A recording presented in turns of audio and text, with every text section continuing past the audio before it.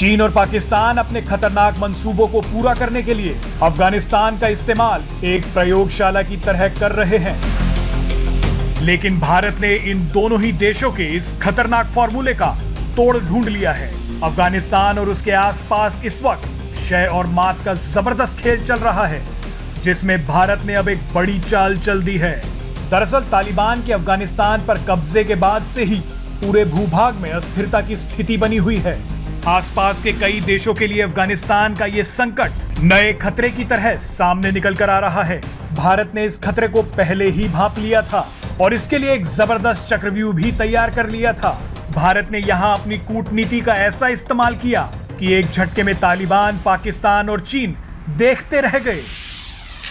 आपको बता दें कि कुछ समय पहले तक ये माना जा रहा था कि रूस और ईरान तालिबान के प्रति थोड़े नरम हैं। ये भी माना जा रहा था कि ये दोनों देश तालिबान को परेशानी के रूप में नहीं देखते। लेकिन अब कुछ ऐसा हुआ है कि इन दोनों देशों ने खुले तौर पर अपना रुख पलट लिया है और ये हुआ भारत की जबरदस्त कूटनीतिक सफलता के चलते। आपको बताते हैं कि आखिर भारत ने वो कौन सा जाल बुना जिसमें चीन और पाकिस्तान फंस गए। भारत ने हाल ही में रूस के साथ उच्च स्तरीय बैठक की। भारत के एनएसए अजीत डोवाल ने रशिया के एनएसए से बात की।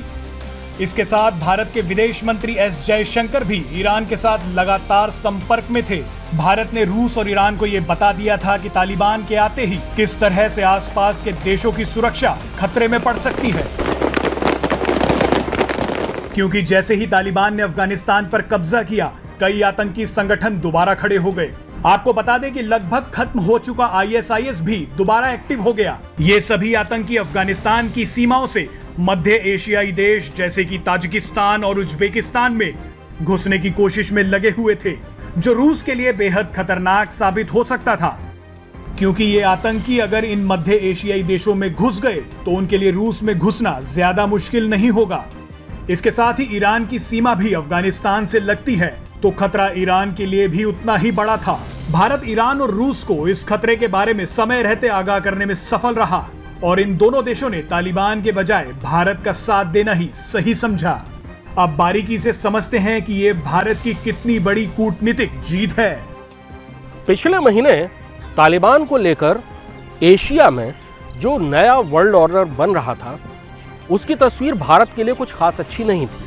अंदेशा था कि तुर्की के साथ रूस, ईरान, चीन और पाकिस्तान मिलकर तालिबान के साथ एक ऐसा गठजोड़ बनाएंगे जो अंततः भारत के लिए बहुत खतरनाक होगा। लेकिन एक महीने बाद स्थितियां काफी बदली हुई नजर आ रही हैं। तालिबान ने जिन 6 देशों को अपने शपथ ग्रहण समारोह में न्योता दिया था, उनमें से 2 महत्वपूर्ण देश यानी रूस और ईरान अब तालिबान के खिलाफ बहुत सख्त रुख अपनाते दिख रहे हैं। दोनों ने ही तालिबान की सरकार को न मान्यता दी है और न ही उससे बातचीत करने की कोई इच्छा जताई है। इसे भारत की बड़ी कूटनीतिक सफलता माना जा रहा है। रूस हालांकि भारत का बहुत पुराना सहयोगी है, लेकिन पिछले दशक में जब से भारत ने अमेरिका के साथ अपने रक्षा संबंधों को बढ़ाना शुरू किया, तब से रूस थोड़ा नाराज था। ईरान के साथ भी भारत के सदियों पुराने सांस्कृतिक संबंध हैं। 2018 में जब अमेरिका ने रूस और ईरान दोनों को ही काटसा यानी कि countering adversaries of America through sanction act के तहत प्रतिबंधित देशों में डाला, तब भी लाख दबाव के बावजूद भारत रूस और ईरान पर किसी किस्म का प्रतिबंध लगाने को राजी नहीं हुआ। ये बात न तो रूस भूला है और न ही ईरान।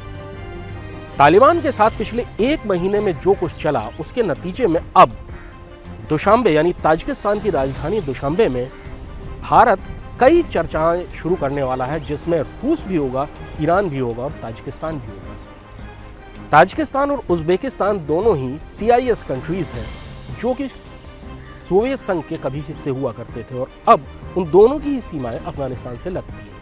रूस इन दोनों ही जगहों पर अपने सैनिक अड्डे रखता है। रूस को डर है कि तालिबान का असर, इस्लामिक आतंकवाद का असर उसके इलाके तक न पहुंच जाए और चेचेन आतंकवादी दोबारा सर न उठाएं, जिनसे रूस बहुत परेशान रहा है। दूसरी तरफ ईरान का लगभग 900 किलोमीटर का हिस्सा अफगानिस्तान से लगता है। ईरान और तालिबान के बीच में काफ़ी बातचीत होती रही, लेकिन अभी फिलहाल में जो ईरान ने कई बयान दिए हैं उससे समझ में आ रहा है कि तालिबान और ईरान के बीच में दूरी काफ़ी बढ़ गई है। तालिबान की सरकार को लेकर ईरान ने आलोचना की। उसने कहा कि ये सरकार इंक्लूसिव नहीं है, यानी इसमें अलग अलग वर्गों का प्रतिनिधित्व नहीं है। साथ ही उसने पाकिस्तान की भी आलोचना की कि वो अफगानिस्तान के मामलों में बहुत ज़्यादा दखलंदाजी कर रहा है। पंजशीर पर जब तालिबान ने हमला शुरू किया और ये खबरें आई कि पाकिस्तान की वायुसेना तालिबान को समर्थन कर रही है पंजशीर के हमलों में, उसकी भी ईरान ने कटु आलोचना की। तो आने वाले दिनों में जो वर्ल्ड ऑर्डर बनने की संभावना हो सकती है वो रूस, ईरान और भारत वर्सेस चीन, पाकिस्तान और तालिबान हो सकता है। इसमें अफगानिस्तान के जो चारों तरफ के देश हैं उसमें चीन और पाकिस्तान को छोड़ दिया जाए तो बाकी सारे देश तालिबान के विरोधी होंगे और भारत के समर्थक होंगे, जैसे ईरान, जैसे CIS कंट्रीज़ में ताजिकिस्तान और उज़्बेकिस्तान, और उनके पीछे रूस। तो ये एक नया वर्ल्ड ऑर्डर बन सकता है जो कि अब शायद भारत के ज़्यादा पक्ष में। Presenting B News app, available on Google Play and App Store. Download it now.